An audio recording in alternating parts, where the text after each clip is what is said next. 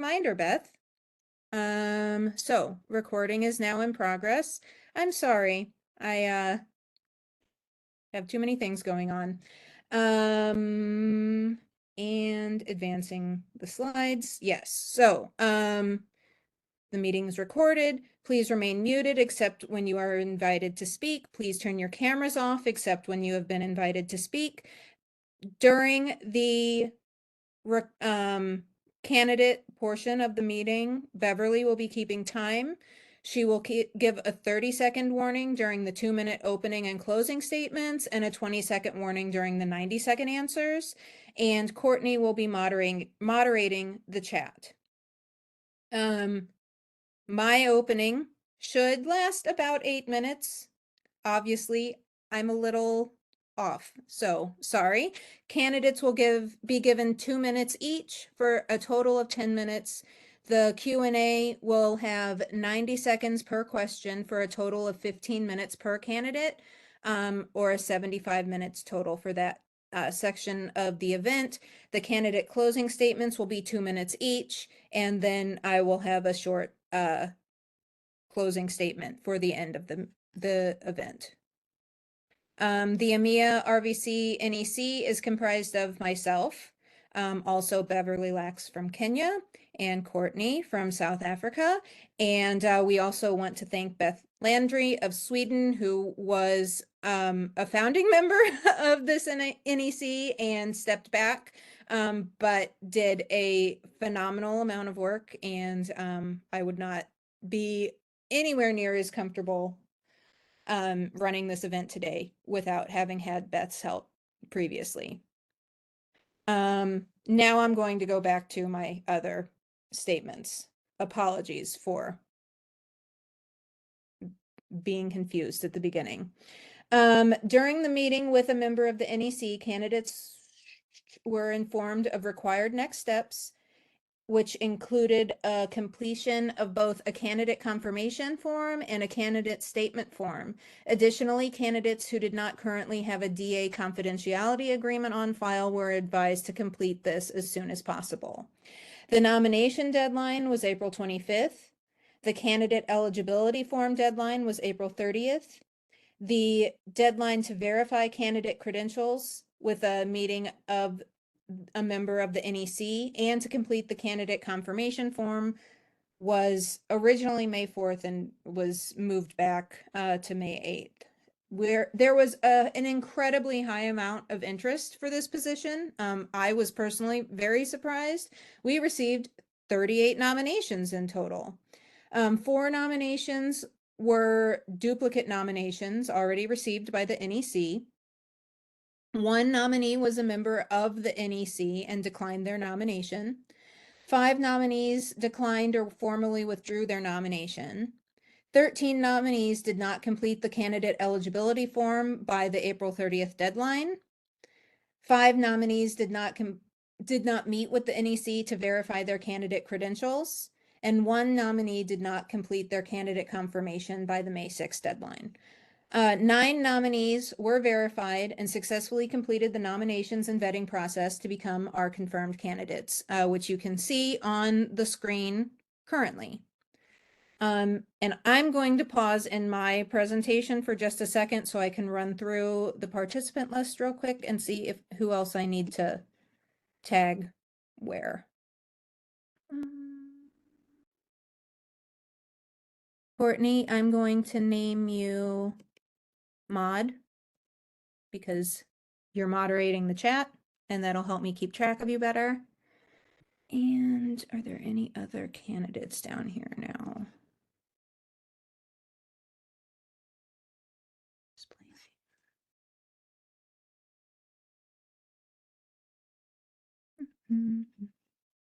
Okay, so I think I'm good. The 2023 Democrats Abroad EMEA RVC candidate list was posted to the DA website on May 8th. And with this publication, campaigning began.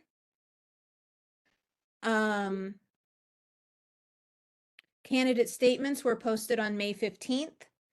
The EMEA RVC NEC solicited candidate endorsements starting on May 8th and are still able to be submitted with a June 2nd deadline. Endorsements received so far are being reviewed but have not yet been posted because of the website migration. But I can and will post a copy to the candidate statements in the chat for anyone who has not had a chance to read those yet.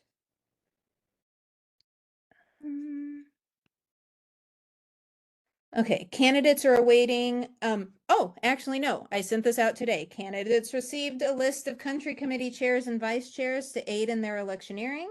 Country committees and interested parties were allowed and encouraged to arrange forums and events for the candidates to attend, with a requirement that an invitation be extended to all candidates and that the EMEA RVC NEC be informed. Our candidates were invited to attend the Taxation Task Force Forum this past weekend, for example. We, as an NEC, sent out a formal invitation to all candidates for tonight's event on May 12th. 5 candidates responded by the May 26th deadline. Because we wanted to give candidates as much time as possible with our time together this evening, and also offer EMEA leadership the opportunity to put their own questions to tonight's participants, we asked for you to submit your questions to the EMEA RVC NEC email address. And we took those into consideration when preparing tonight's questions. We hope the questions we have chosen will help introduce you to each candidate and their vision for the role of the EMEA RVC position. So, now we will look at EMEA RVC election preparation. The EMEA RVC election will be held on the last day of this year's annual global meeting, June 11th at 9 a.m. Eastern Daylight Time. Each country has 1 vote. If both the chair and vice chair are present, each gets a half vote. If only one is present, they get the whole vote. Quorum will be determined under the Roberts rule that 50% plus 1 of the registrants must be present at the meeting, online or in person, which is why it's very important to register for the event. By doing so on our website, there will be a QR code to help you do so in a second. Each registrant will be sent a voting code. You should not share your code with anyone, and it will be used to publicize the anonymous voting results, and each voter will be able to confirm their own vote using that voter code. A few countries have not yet determined their chair and vice chair who will be active during the meeting. We are handling those situations separately. We would appreciate it if you can RSVP for this event sooner rather than later. And then if there are any changes, submit your form again regarding who will be present before the meeting starts. And so here, I would encourage you to grab your mobile device if you have one that you're not currently on. The first QR code will take you to the page to RSVP for the RVC election on June 11th. And the second QR code is the proxy form for country committee chairs and vice chairs, since they are the only ones who can cast a ballot. I'll leave this up for just a second.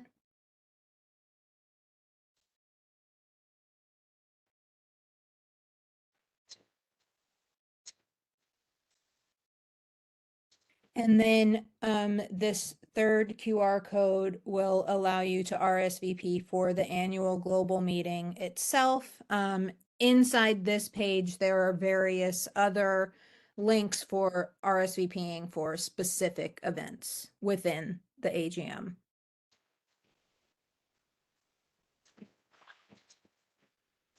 As previously stated, we currently have 9 candidates. Each candidate today will be given 2 minutes to make their final pitch. Or no, sorry, haha, no. Each candidate at the election will be given 2 minutes to make their final pitch. There we go. Voting will be done by Google form.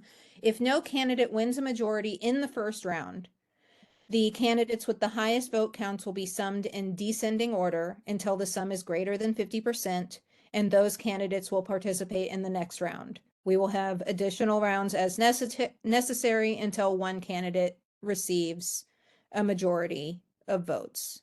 The results will be announced at the July EMEA regional meeting, and anonymized results will be shared at that time. Danny, I will get the links in the chat once I am not the one talking. Thanks. Tonight's EMEA RVC candidates who registered in advance, let me just check and make sure I have them all hashtagged already.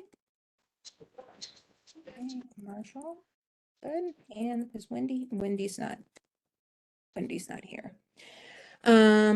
Okay, so these are the candidates who RSVP'd in advance. Thank you for those who did that. So what I am going to do now is I am going to send our pre-registered candidates into a breakout room and bring them in one at a time in this order. And they will be, which is alphabetical order by country name. And I will bring them in one at a time. They'll be able to make their opening statement, and then we will go into the questions. So one moment, please, while I take care of that.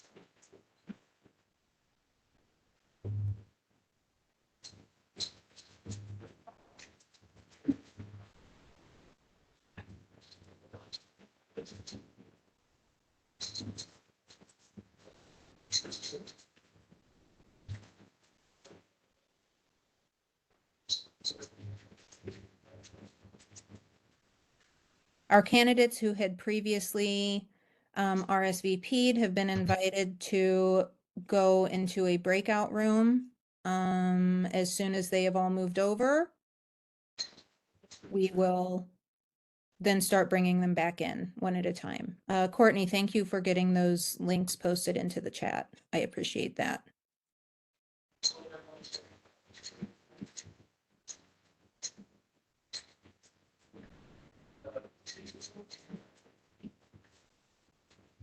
Okay, everyone is in the breakout room now. So I am going to bring in our first candidate, which will be Jen Brackhaus-Stepper from Austria. So I'm going to.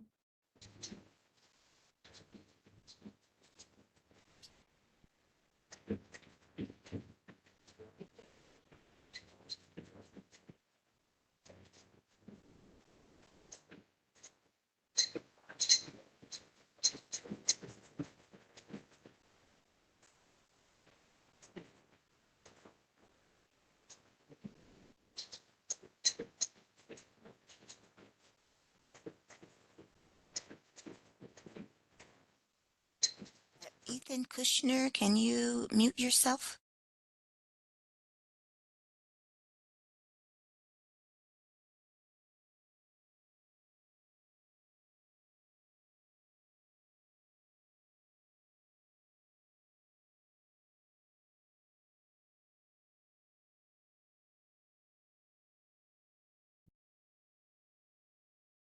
Okay, everyone, thank you very much for your patience. I just realized that I did not know how to get people back from a breakout room in WebEx. I haven't done the training in a very long time. So, Jen, we will start first with your 2-minute opening statement.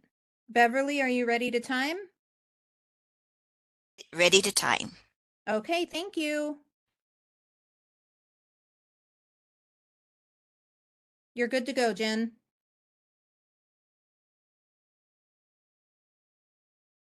Did she come back? No? She might be in that in-between She's still in the, space.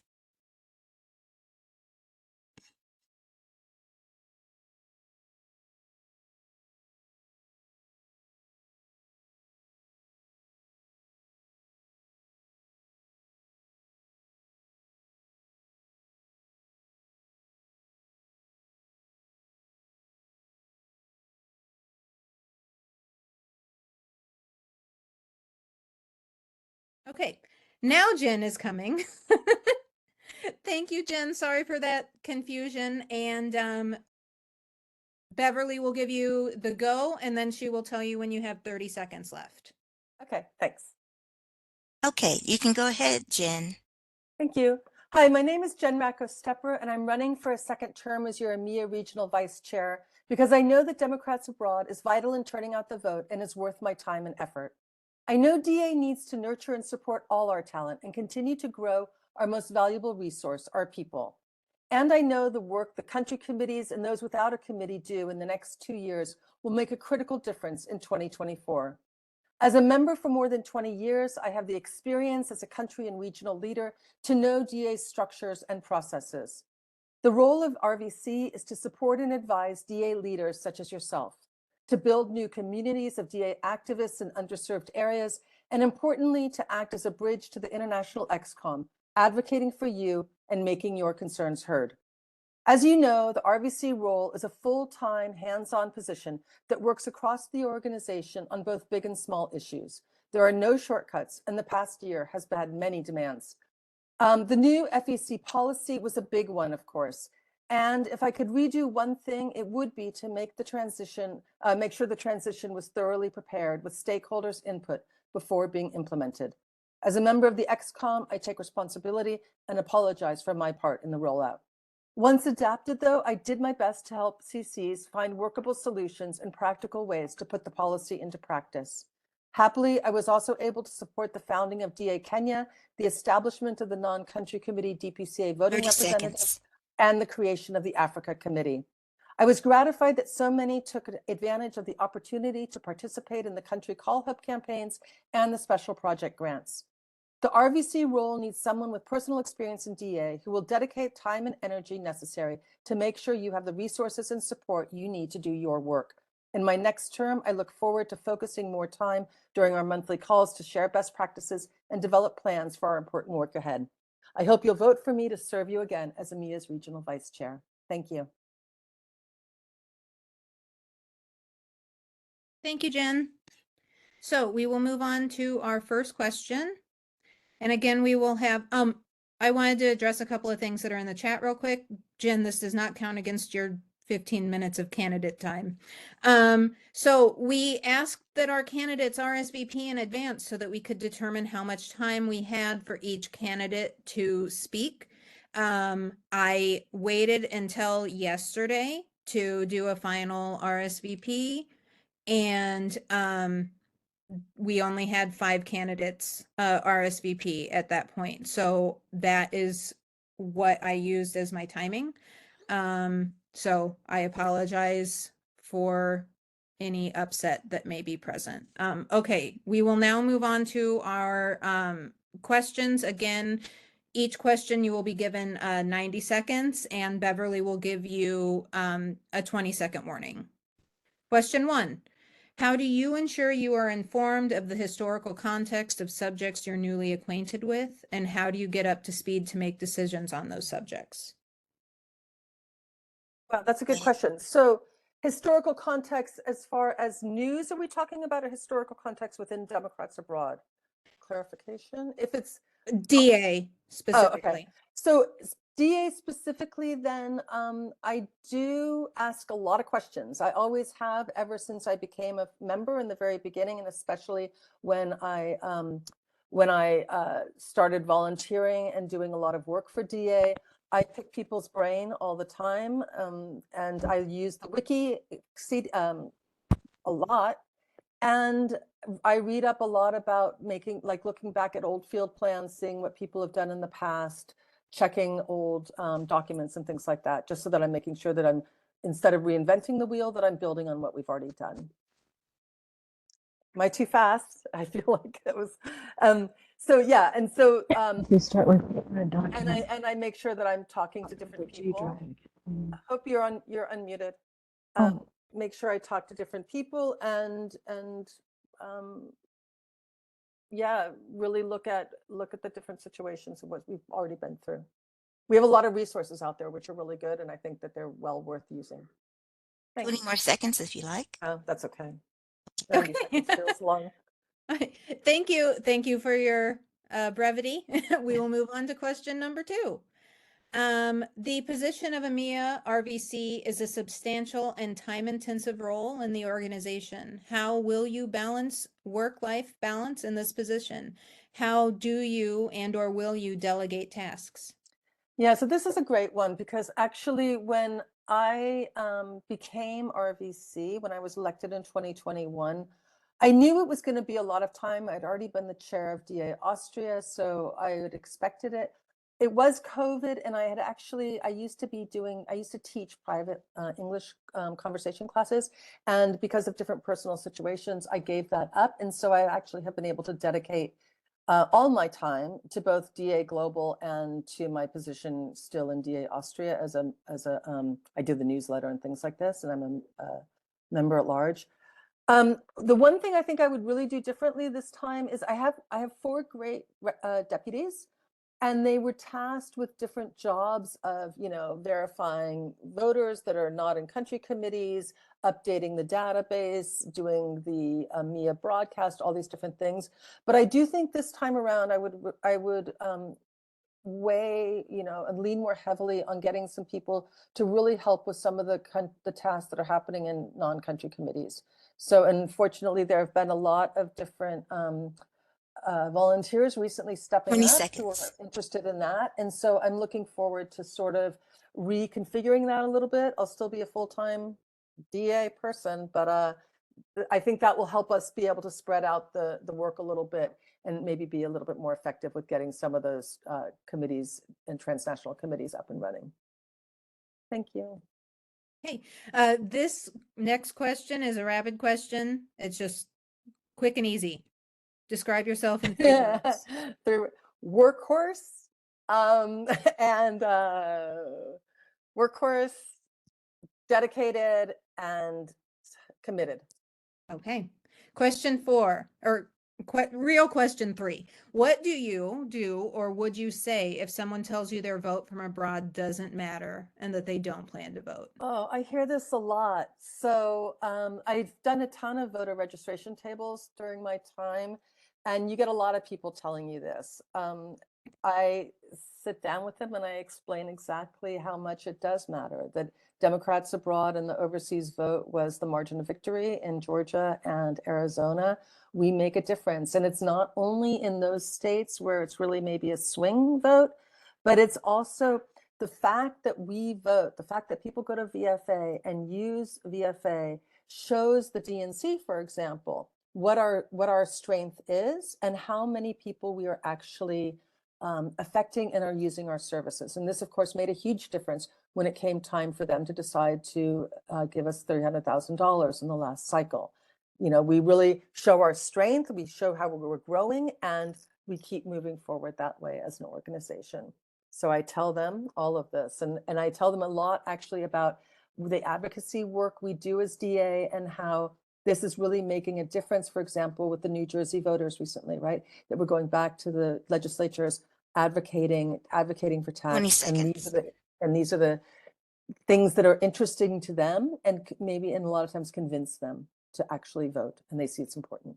Thanks. Thank you. Question 4. DA country committees are in the early planning stages for the 2024 global presidential primary, where we as DA members get to vote for our presidential preference. How will you, as EMEA RVC, coordinate with the country committees to help them plan for and successfully execute their voting centers across the region? Yeah, that's a great question because this is really coming up. So I have the great experience that I was myself a country committee chair of DA Austria the last time we did a voting center in the global presidential primary. I experienced firsthand the amount of work it is and what it takes to really get it going and to get the voting center together, to get the volunteers together. And I think this is really going to help to start laying the groundwork for getting this done and getting it started early. So right now we are looking to organize, we're in the planning stages of the EMEA regional retreat, which will happen this fall. If I'm still RVC, I'll be part of it. If I'm not RVC, I'll be there enjoying it. But, you know, and at that thing, we're going to start trainings and we're going to start really laying out the ground plan so that people know exactly what they need to be doing and how they can build their volunteer pool, because so that they really have enough volunteers on the ground. And so I think this is something, you know, the communication, clear plans, a clear strategy timeline to get these things going. It's such an important 20 thing. seconds. And of course, one of the other things is, you know, to encourage people, if they can, to do voting events in other cities besides the main cities. So last time we only did Vienna. Some other volunteers stepped in to help out in a different city, Salzburg. But this is really important, and I think we need to make sure that we're trying to do this in all cities. It's such an important thing. And it's such a great way to get volunteers. Okay, rapid question number 2. In one sentence, why do you believe you should be elected to this position? Yeah, because I think I'm the only person running that has the experience and in DA and the experience to really do this job. I think it's fantastic that there's One sentence. Sorry, that was You get a closing statement later. okay. Okay. Real question number 5. What is your communication style when working with your colleagues? And how would your communication style differ as EMEA RVC? I guess this is not entirely applicable. I mean, to you. I have to say, you know, I've learned a lot from I learned a lot when I was the super volunteer and organized this big fundraiser concert thing in 2016 about really how to work with people and with our volunteers, right? I then grew that learning experience when I was DA Austria chair, and we had some very difficult situations and with volunteers that were doing things that weren't really okay and approved by the XCOM. And you know, and I think this is even proceeded even more as having this last 2 years of being regional chair. I mean, I see at times I've not been clear enough in what the expectations are or in what I'm saying. I think this is something that I need to make sure I'm doing really clearly, and then to make sure that the communication lines are open in order, you know, and everybody, you know, we're all human, we all have room for improvement. And so I'm hoping that I will be able to improve. Yeah. 20 seconds. But I like to get on the phone with people and talk and work out solutions and have finding positive solutions for things, much better than emails. Okay, we'll move on to question 6. How would you ensure that all areas within the EMEA region get equitable access to funding, support, and opportunities within DA?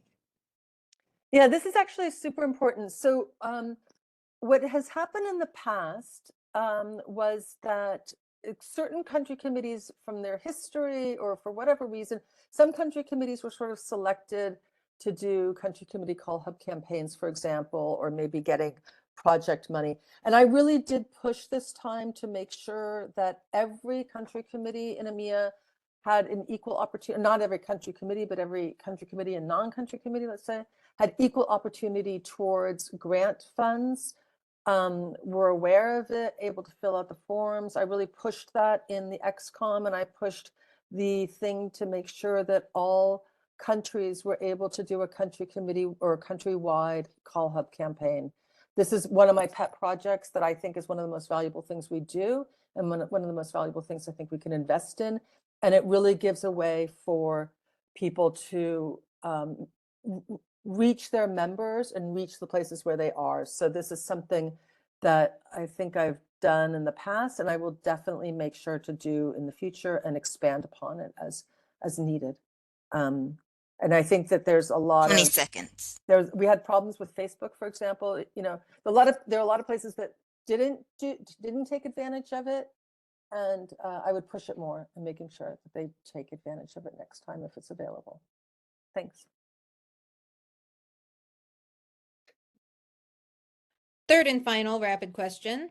Oh, In another 5 one. words, what is one quality you wish to improve upon?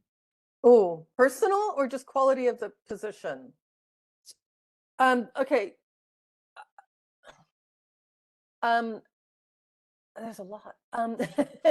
So, I mean, you always want to improve on the way the organization functions, right? You want to improve on that we work together and that we're really encouraging volunteers. Okay, Oh God, the rapid. Sorry, that was a semicolon again. I'm bad at these rapid questions. Sorry. That's okay. We'll move on to the next question. And I'm going to say I will step out temporarily into the breakout session because one of the other candidates has asked for my help. So I will not hear all of your question, Jen, but I will be right back after. Somebody else has to stop me with these rapid questions. Question 7. If you were not running in this election, which other candidate would you be supporting and why? I don't know the other candidates because this is the first time I've had an opportunity to meet them. So I've read their bios, their candidate statements. I think there's an impressive group there, but I wouldn't be able to make an opinion until I had the opportunity that you all have tonight of being able to meet them and ask them questions and talk to them. So yeah. But I'd be interested. Another minute if you. No, that's okay. I think that's a quick. Okay, yeah, thank you. So we'll wait for Liz to come back to us. Maybe I should have taken my full time. There's still some more time. No, that's okay. Liz is back. Okay. All right. Hi. Okay. Last question. How would you counsel an EMEA country committee who has requested your support in helping them add a new chapter? Yeah, great. So the formation of chapters is really something that falls on the country committee themselves. So in this case, it would be, helping the chair of the country committee to be able to figure out what they need to do in order to do the processes correctly and make sure that the chapter is set up according to the country committee's bylaws and all of this kind of thing. So in that case, it wouldn't be, I think it would be inappropriate for me to be the one that would actually be dealing with the chapter itself. It's more the chair's job. But as far as setting up country committees, or as far as setting up transnational committees or committees in formation, this is something that I really, have been encouraging people and trying to get people to work on in a way that's sustainable. We've often had country committees that have failed. Lebanon, Nigeria, Egypt, Turkey, for all sorts of different geopolitical reasons that they haven't been sustainable.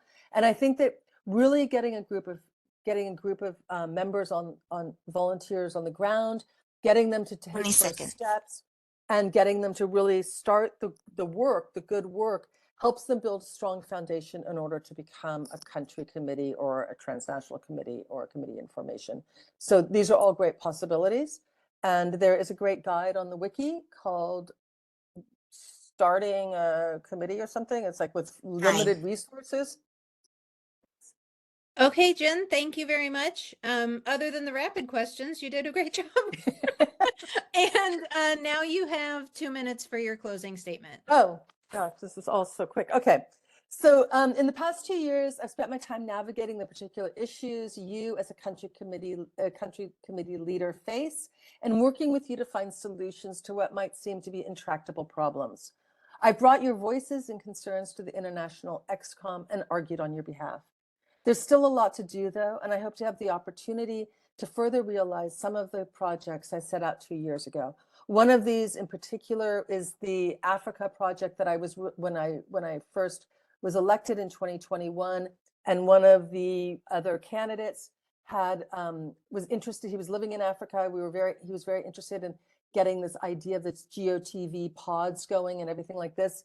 And it was something that I was very excited about. And then he for what time reasons, whatever, was not able to continue on it. So that kind of floated and is still floating there. And this is one of those things I'm really hoping that I can move forward with.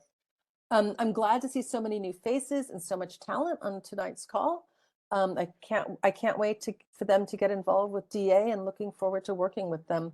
There sure is enough for us to do. And so I hope that the more people that get involved and take part, despite whatever the result of the election is, that they will do that and stay involved.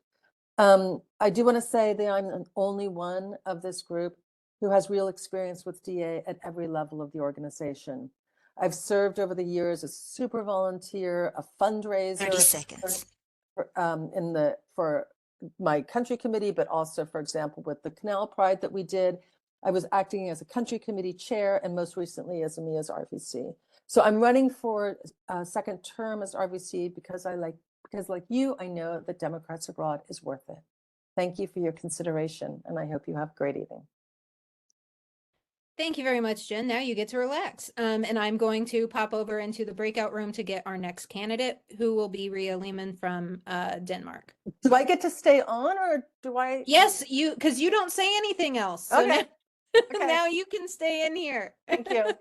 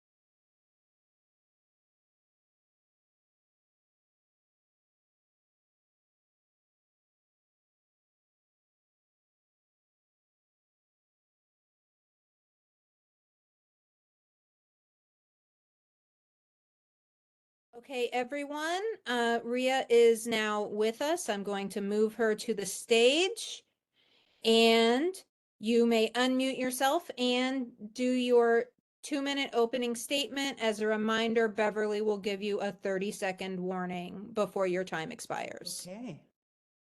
Hello, everyone. I'm happy to be here.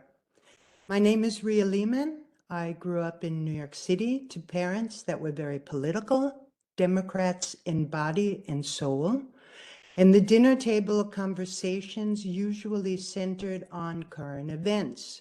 This is where I learned that political thought, that political discussion leads to action. And therefore, I spent most of my childhood taking part in demonstrations against the war in Vietnam. I studied dance and theater at an early age, and for most of my life, I have been working in theater and TV as writer and director. I moved to Copenhagen, Denmark, 43 years ago, but the umbilical cord was never severed. I still feel very much a New Yorker, an American, and at the moment, I, along with many other Americans, are concerned about the state of affairs at home and throughout the world. This is why I want to invest my time, energy, knowledge, and experience to Democrats Abroad as Vice Chair of EMEA. My goals are many, but to list a few of the main issues I will be focusing on are to get out the vote for the 2024 election. We have to win this election. I was vice chair of Democrats Abroad in Denmark. 30 seconds. 2016, and we got Obama in. My energies will also be focused on activating discussions regarding Black Lives Matter, gender equality, the climate crisis, and the American tax demands on expats. But unfortunately, there are many other issues we need to address. I'm looking forward to working with others on making things move in the right direction, and that's why I am asking for your vote. Thank you. Thank you very much. We will move on to the questions so that you know we have 8 questions prepared for you that you'll have 90 seconds for, and then there are 3 rapid questions interspersed that are short answers. So question number 1, how do you ensure that you are informed of the historical context on subjects you're newly acquainted with? And how do you get up to speed to make decisions on those subjects? Well, I read a lot. I read the New York Times every day. I read the Washington Post, and I read the Danish papers and also the English papers. So I am very well acquainted with what is happening in the world. How do you get up to speed to make decisions on those subjects?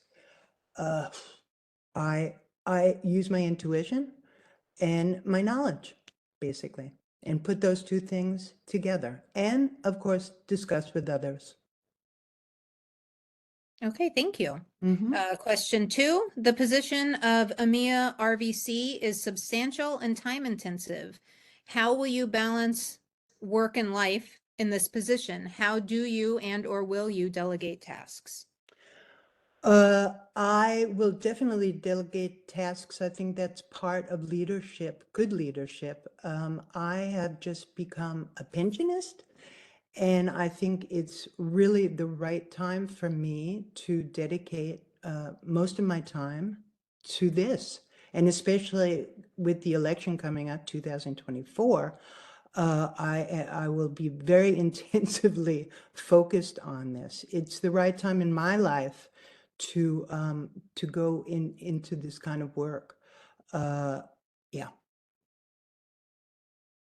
Excellent, thank you. Okay, rapid question number 1, describe yourself in 3 words.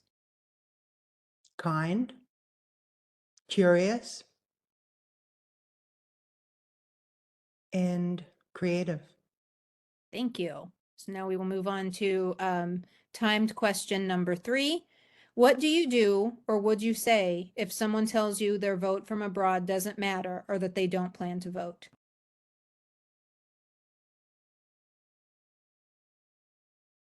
I would ask them why they think that their vote doesn't matter. I would ask them if they think that voting matters. And if they say no, I will ask them, do they believe in democracy? Thank you. You're so brief. Question 4. DA country committees are in the early planning stages for the 2024 global presidential primary, where DA members get to cast a vote on our presidential preference. How will you, as EMEA RVC, coordinate with each country committee to help them plan for and successfully execute their voting centers across the region? I was actually very much involved in this in 2016 with Denmark, and I'm happy to say that we really got out the vote. We talked to other organizations, we talked to expats, we had meetings, we really organized people coming to events where they could register, where they could vote. We had discussions, right? The entire year before the election took place, so we were in good time. And I know a lot of people in Denmark. I have a big network. And we also got Danish politicians involved in this. And on the television, I was on the television often doing interviews. And we had a great turnout in Denmark. And I think that these ways of doing it really has given me the knowledge of how to relate that knowledge to others. Thank you. Rapid question number 2. In one sentence, with an obvious period, why do you believe you should be elected to this position? Again, I have the experience. I've worked in the organization. I have the time, I have the energy, and I have the interest. Thank you. Okay, question number 5. What is your communication style when working with your colleagues? And how would your communication style differ as the EMEA RVC? That's interesting. That's an interesting question. I don't know if it would differ. I really believe the best way to work in a community is to listen. I think if you have that talent that you really listen to other people and of course express your own opinion, this is the way to communicate. And I use that in my work as an artist, and I would actually use that the same style as the regional vice chair. Thank you. Question 6, how would you ensure that all areas within the EMEA region get equitable access to funding, support, and opportunities within DA? Mm-hmm.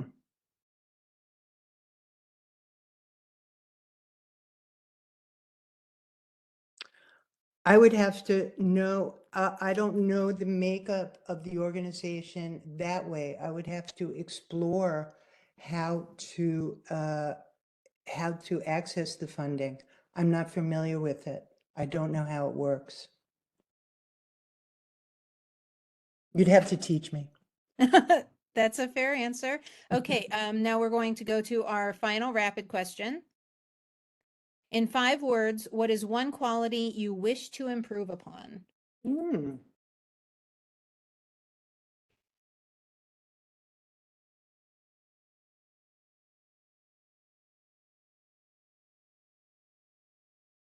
That is a really hard question.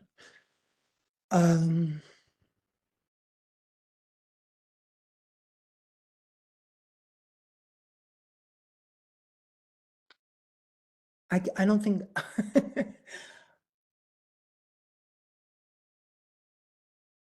I think maybe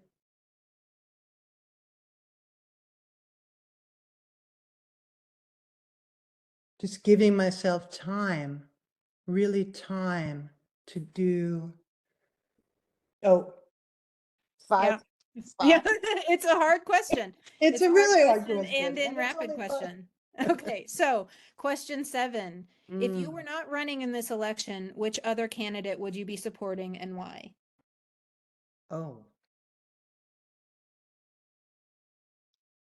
I have to admit, I have only read their statements. I haven't heard. I think that this forum probably would tell me a lot more about them. So I really don't know. I can't answer that. Honestly, I could just say a name, but I don't think that would be fair to the other candidates. That's understandable. Okay, final question. How would you counsel an EMEA country committee who has requested your support in helping them add a new chapter? Hmm. I would coach them on first trying to look at the steps on how to approach it, how to build it up strategically, knowing what their goal was and trying to make a list of how to reach that new chapter.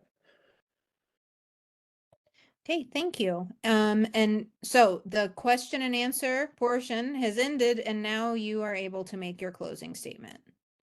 Okay.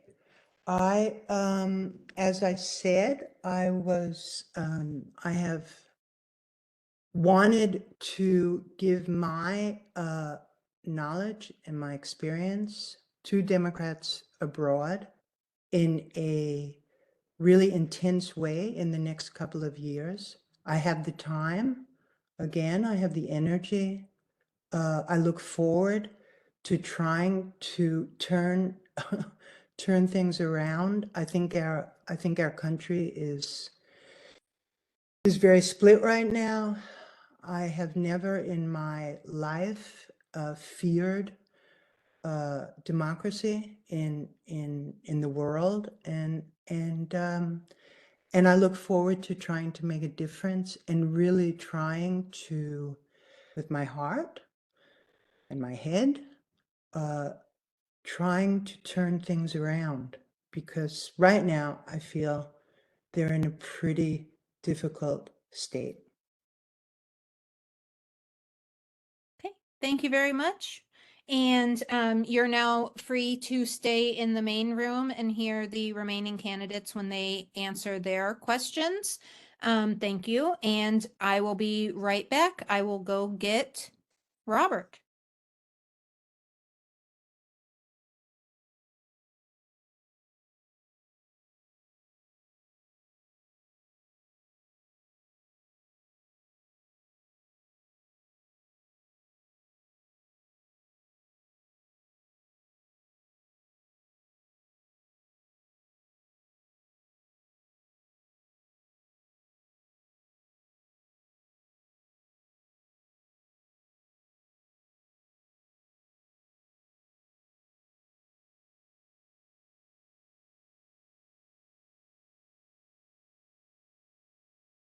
Hello again, everyone. I would now like to welcome Robert Jones from the Netherlands. Robert, you are first welcome to make your opening statement, which can be a total of 2 minutes. Beverly, our timekeeper, will give you a 30-second warning before the time expires.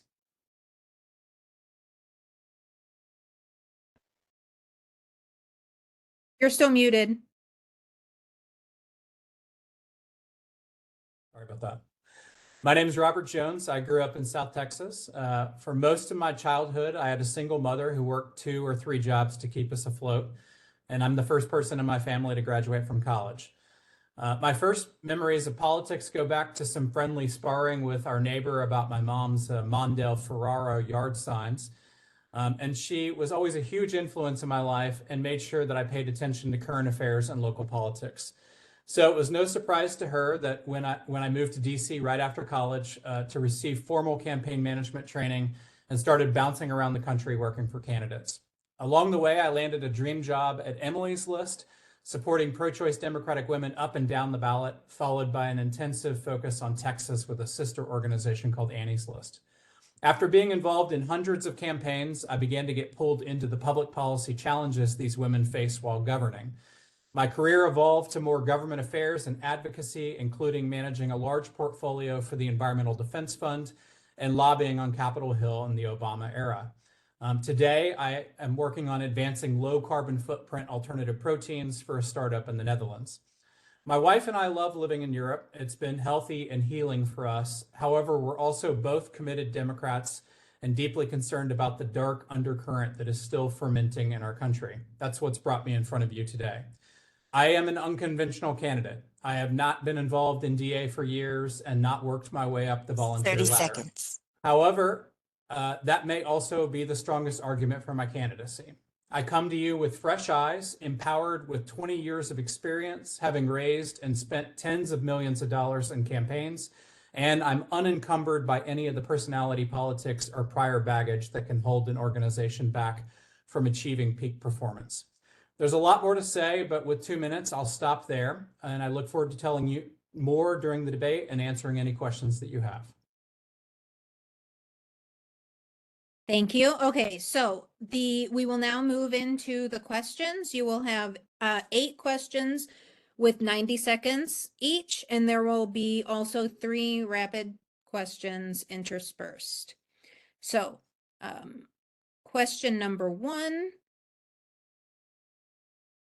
How do you ensure you are informed of the historical context on subjects you're newly acquainted with? How do you get up to speed to make decisions on those subjects? Yeah, great question.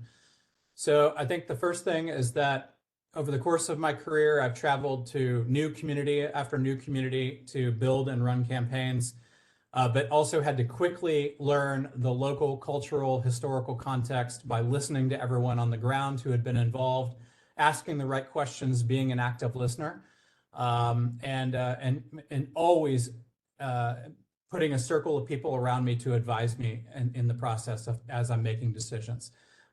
So I would have the same approach here. because fundamentally at the end of the day, running an organization at a regional level or empowering people to do the work or getting barriers out of their way to do their work is the same. And this is just a little bit different context.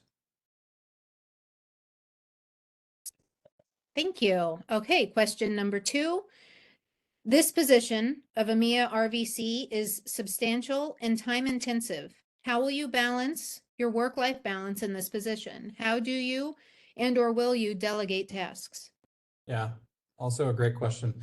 I just finished an executive MBA while working 50 hours a week at work, which was quite difficult, but very fulfilling.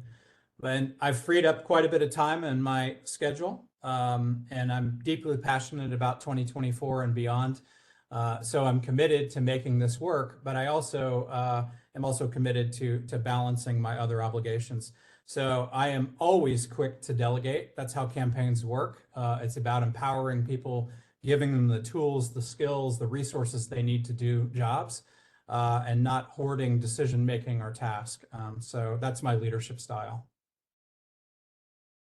Thank you very much. We will now move on to rapid question number 1. Describe yourself in 3 words.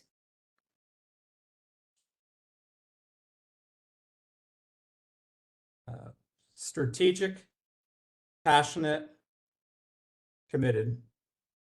Thank you. Question number 3. What do you do or would you say if someone tells you their vote from abroad doesn't matter and they don't plan to vote? Well, the first thing I would do would be to point out that the overseas ballots made the critical difference in President Biden being in the White House in states like Georgia and Arizona, and that literally every vote matters, and that our ability to boost overseas ballots could be the margin of difference in not just the presidential race, but in local congressional ballot initiatives protecting a woman's right to choose. And highlight that for them, because I think that's a message that's pervasive, and I've spent a lot of my political career talking people through that and how their vote matters. Thank you very much. Question 4. DA country committees are in the early planning stages for the 2024 global presidential primary, where we as DA members vote on our presidential preference. How will you, as EMEA RVC, coordinate with those country committees to help them plan for and successfully execute their voting centers across the region? Yeah, this is a great question. So I think that the first and foremost, again, is active listening and working with all of these country committees to understand what has worked in the past, where they want to optimize and improve on what they've done before, and then identifying the resource bottlenecks, whatever the challenges they face, so that as RVC, I can work through that with them and try to clear all of those barriers out of their way and provide them the support and resources they need in order to successfully execute on the plan. So this comes down to, I think, delegation, time management, identifying those challenges and opportunities, and moving forward. Thank you. We'll now go to rapid question number 2. In 1 sentence, why do you believe you should be elected to this position? As far as I know, I'm the only candidate in this race with the kind of extensive political experience that involves raising and spending millions of dollars on an election. And I think that is a standout characteristic that should exist on the executive committee. Thank you. Question 5. What is your communication style when working with your colleagues, and how would your communication style differ as EMEA RVC?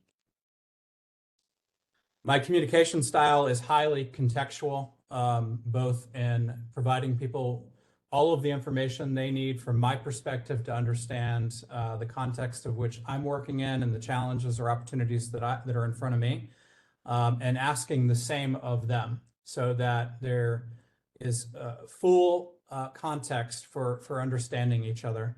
I work in a very international context. I work in a company with 170 people from 34 countries, so I'm constantly and manage all communications internally and externally. So I'm constantly working with my team to understand cultural differences in communication and the full context of their job, whether it's scientific or technical or more business related like mine. I would bring that skill and years of working with campaign staff and candidates and funders to my position as regional vice chair. Thank you. Question 6.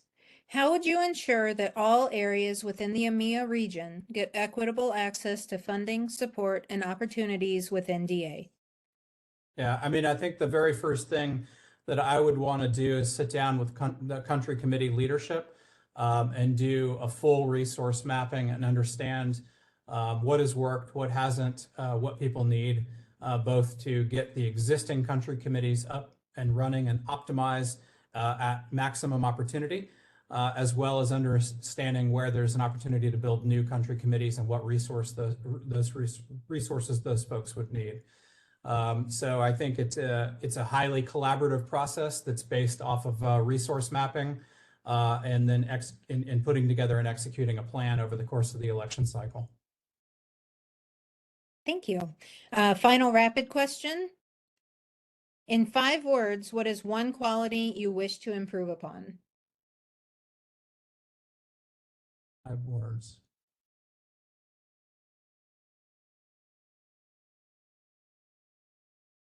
This is a tough one. This is the job interview question that trips people up. I think the quality that I need to improve on is sometimes taking on too much based off of passion versus analytics Okay. and data. Oh, that's way more than 5 words. I'm Oh, sorry. sorry. This is so hard for me. Yeah. I hate cutting people off. Sorry. Yeah, I forgot. We have two more questions with Yeah. the 90-second time limit. So, were you not running in this election, which other candidate would you be supporting and why? Yeah. Well, I think Jen, because she's the incumbent, and I'm not running against her. I'm putting myself forward with a different, perhaps perspective and skill set. But I'm not running against her, and I have no reason to not believe that she could do a fine job continuing in the position. So I think that would be the answer. Thank you. Final question. How would you counsel an EMEA country committee who has requested your support in helping them add a new chapter? So I think this comes back to campaign planning, which has 3 fundamental resources: time, people, and money.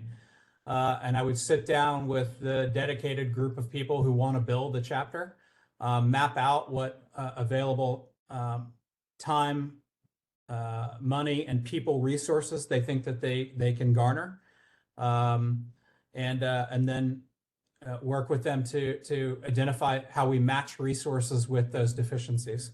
I think this should be one of the top priorities for all of the country, all of the regions, because there's probably a lot of votes being left on the table now by a lack of organized presence in that country. And this would be a priority for me in my tenure. Thank you very much. We will now move to your closing statement. As a reminder, you get 2 minutes with a 30-second reminder. Great, thanks.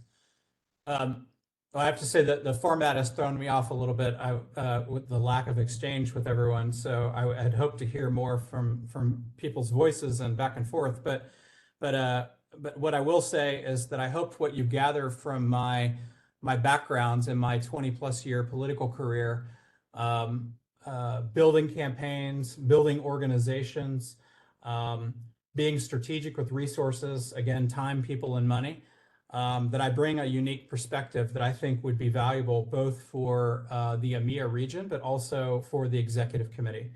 2024 is going to be a very difficult year. I think there needs to be some high-level negotiation with the Biden-Harris campaign around resource allocation and sharing in regards to fundraising. Same with the DNC. Over the course of my career, I've worked with a lot of the folks who are sitting in those positions now. So I bring a network of relationships, long-term experience, especially raising and spending money in a strategic way.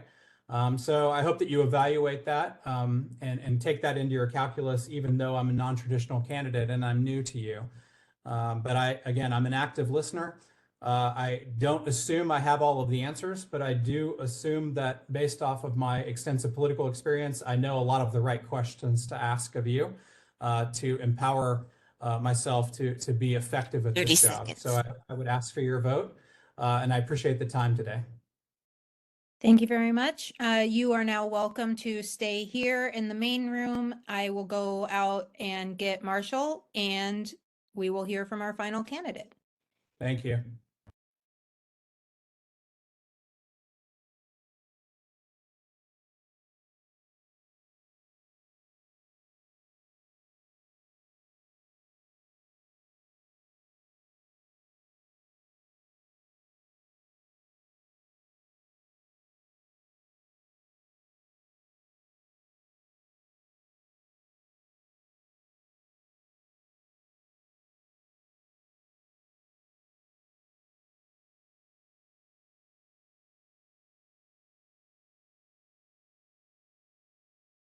Okay, I now would like to welcome Marshall Dix, our final candidate for today.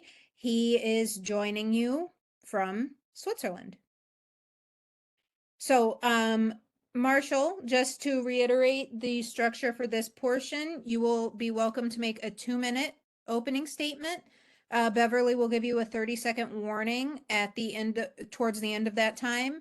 We will then move into timed questions. There are 8 questions with 90 seconds available to you and 3 rapid fire questions interspersed.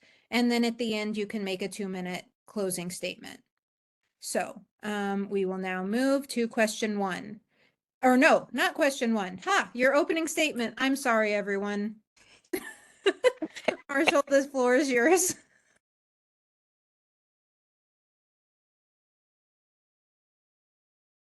Sorry, you got muted when you came into this room.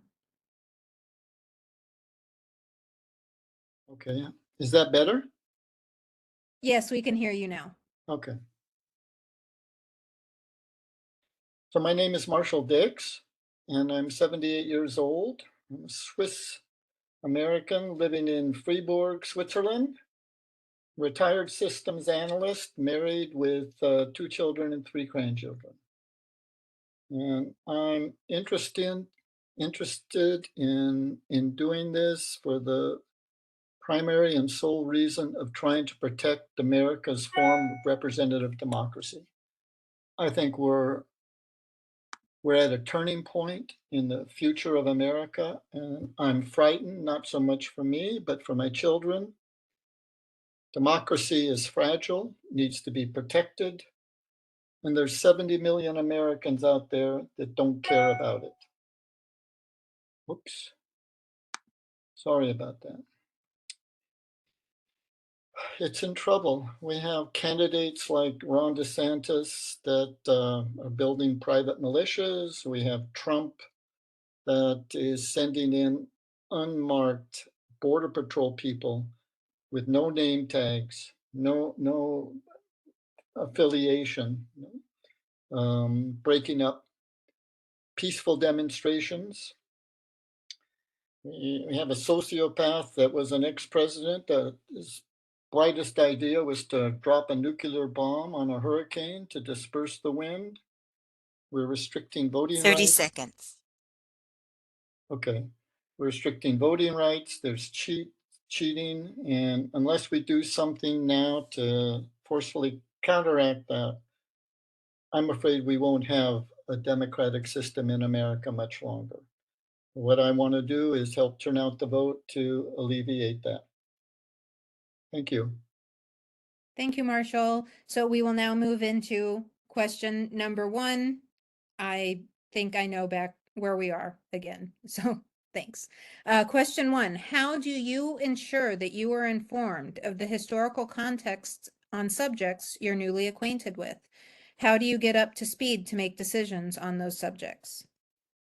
For the most part, I I get up to speed on current, say, if I could use the word current political events using the Washington Post, newspapers, YouTube, MSNBC. That's the way I primarily get my information. I'll tell honestly, if I see something that comes up with Fox News or Trump or someone like that, I get sick to my stomach and I turn it off. So it's through reading historical fiction and reading about what's happening in today's world. Not only in America, but the tide is turning in other countries too. Thank you. Question 2. The position of EMEA Regional Vice Chair is a substantial and time-intensive role within this organization. How will you balance your work-life balance in this position? How do you and/or will you delegate tasks? Okay, well, I'm retired, so my work-life balance is pretty simple, mostly oriented towards life. And I can devote, I believe, a lot of time to making this regional vice chair position positive and important. But I can't say I can devote a lot of money to it in terms of travel, in terms of going around the world. That would be more difficult for me because, as you say, I'm retired. And how would I delegate tasks? I don't know. It would depend on the people who I'm delegating to. If I'm going to delegate to someone, I would look to their capacity, their abilities, their time commitments, and try to match the job that has to be done with their abilities. Excellent, thank you. Now it's time for rapid question number 1. Describe yourself in 3 words. Quality oriented. Is that good? That's your end, the end? That's Okay. it. Thank you. Even shorter than 3 words. Thanks. So now we'll go on to question 3. What do you do, or would you say, if someone tells you their vote from abroad doesn't matter or that they don't plan to vote? Well, in the first place, I would say every vote counts, and if they're having the feeling that their vote doesn't count, I can point to it. Like, for example, elections in Arizona that have swung on a very few number of votes. Bobart, I think, won in wherever she's from, Colorado, by 500 votes. So these votes do count. And if they don't plan to vote, then I would propose to help them with navigating the voting procedures online. Thank you. Question 4. Democrats abroad country committees are in the early planning stages for the 2024 global presidential primary, where we as DA members get to vote on our presidential preference. How will you, as EMEA RVC, coordinate with country committees to help them plan for and successfully execute their voting centers across the region? Plan for I really don't have a good answer to that because I've never done it before. I would examine the issues that are forthcoming and the problems that need to be resolved, and use whatever mental capacity I have to help them execute their voting centers, get their voting centers up and operational across the region, whether it takes emails or whether it takes telephone calls or in-face meetings. I would try to do those things, but I'm not sure how I can really answer that question without being put in the situation. Okay, thank you. Rapid question number 2. In one sentence, why do you believe you should be elected to this position? Because I'm committed, because I feel strongly that democracy is in danger, and I'm going to work very hard to make sure that our form of representative democracy in America stays vibrant and doesn't go over to an oligarchy or a dictatorship or whatever the right wants to do. Thank That's you. why I believe I can I can make a positive impact on what it takes to keep American democracy vibrant and alive. Sorry, that was one very long sentence, I suppose. Oh, was this a rapid question? Oh, I'm sorry. Geez. Okay. That's okay. That's okay. Yeah. We will go on to question 5. What is your communication style when working with your colleagues, and how would your communication style differ as EMEA regional vice chair? It wouldn't differ. My communication style is compromise. I'm not an elitist. I don't impose my opinion on people. I'm very much of a Biden type of person that seeks common ground and compromise. That's my communication style. Thank you. Question 6. How would you ensure that all areas within the EMEA region get equitable access to funding, support, and opportunities within DA?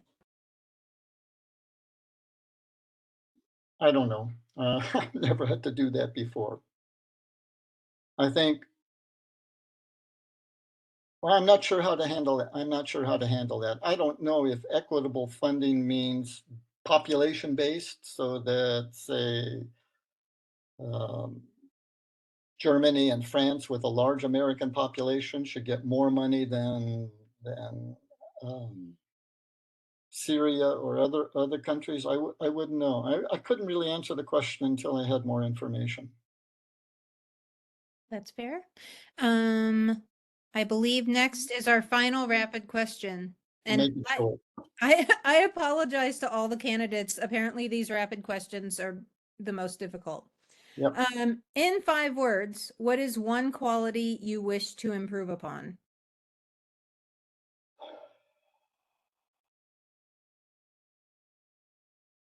I wish to be more tolerant when there's disagreement. Thank you. Okay, final 2 questions. Question 7. If you were not running in this election, which other candidate would you be supporting and why? I've only met 2, so how would I know? The fellow I talked to seemed from the Netherlands. I forget, John, was that his name? Robert seemed very knowledgeable, experienced in politics, so I liked him. And the lady from Austria, was that it, Jen? She's done it before, so she has a lot of experience. I would have no trouble supporting either one of them. Thank you. Final question. How would you counsel an EMEA country committee who has requested your support in helping them add a new chapter?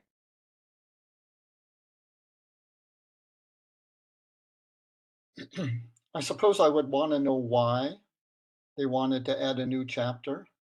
And I would ask them to provide me information about what this chapter could contribute to the overall EMEA goals, and how I might help them. I might help them by helping them with technology, because I have a certain computer background. I could help them setting up contact points, emails, and things like that. Again, I've got no experience in this area, so I wouldn't really know how to answer that until I was in this situation. Thank you for your candor. Okay, so you've made it through all the questions. Now you get 2 minutes to do your closing statement. Okay. Well, again, I want to say that my concern is preserving our form of democracy in America, and I want to know what I can do to help. What I'm doing right now is making sure I vote, supporting a few candidates financially.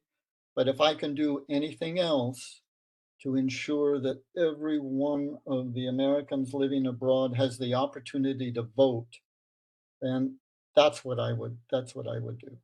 So I think that would be my goal in making sure we get the vote message out to everybody. Okay, thank you. I will unpin you now so you're out of the spotlight. I would like to thank everyone for your patience today as I've dealt with my own technical difficulties. And I would like to thank all of the candidates who were here, as well as those who may not have RSVP'd in time, but still attended. I appreciate the time that you spent with us today, this afternoon or evening, depending on where you are in the region.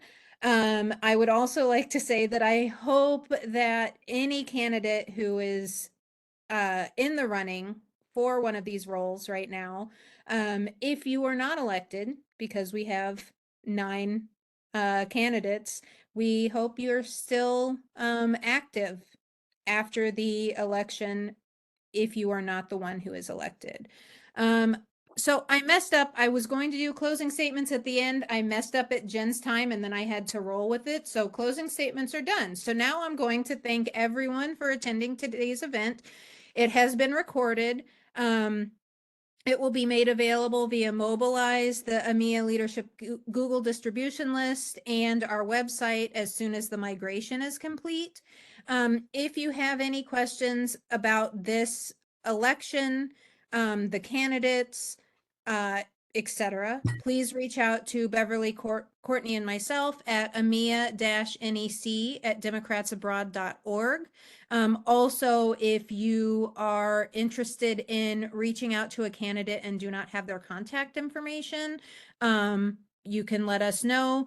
Otherwise, the candidates now have the contact information for the electors.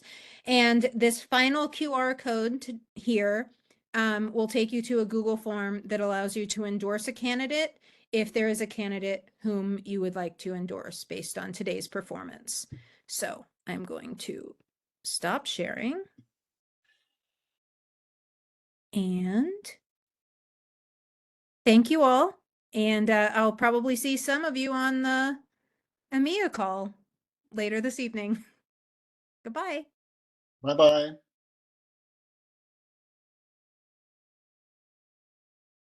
Thank you again. Have a good evening.